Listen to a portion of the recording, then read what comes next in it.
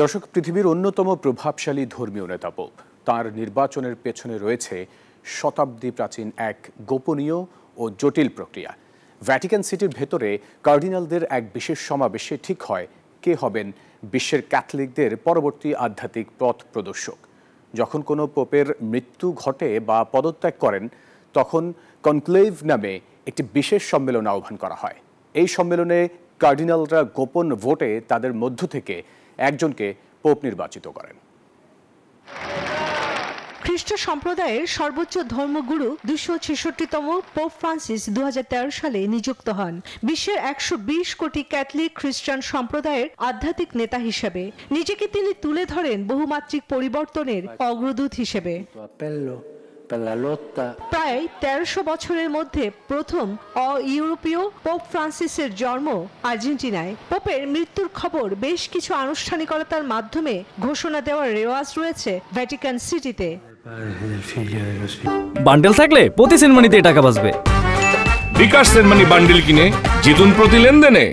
মৃত্যু ঘোষণার পর পোপের হাতে থাকা রিং অফ ফিশারম্যান খুলে নিয়ে তা নষ্ট করে দেয়া হয়। এই আংটি হলো পোপের পরিচয়। প্রত্যেক পোপের জন্য আলাদা করে তৈরি করা হয় রিং। পোপের মৃত্যুতে 9 দিনের শোক ঘোষণা করে চার্চ। নিয়ম অনুযায়ী পোপকে সমাহিত করতে হয় মৃত্যুর 4 থেকে 6 দিনের মধ্যে।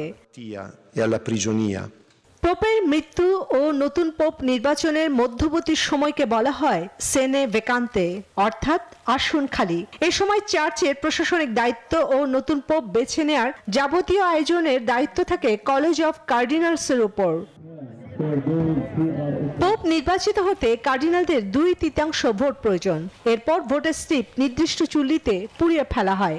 সেই চুল্লির চিমনি দিয়ে কালো ধোঁয়া দেখে সবাই বুঝতে পারেন পোপ নির্বাচন সফল হয়নি, আর সাদা ধোঁয়া পোপ নির্বাচনের ঘোষণা দেয়। নির্বাচনের পর প্রার্থীকে পোপের নাম বেছে নিতে বলা হয়। এরপর সেন্ট পিটার্স স্কোয়ারের সামনে নতুন পোপকে পরিচয় করানোর পর জনতার উদ্দেশ্যে প্রথম প্রার্থনায় অংশ নেন নবনির্বাচিত পোপ। চন্দ্রানী চন্দ্রা, নিউজ 24।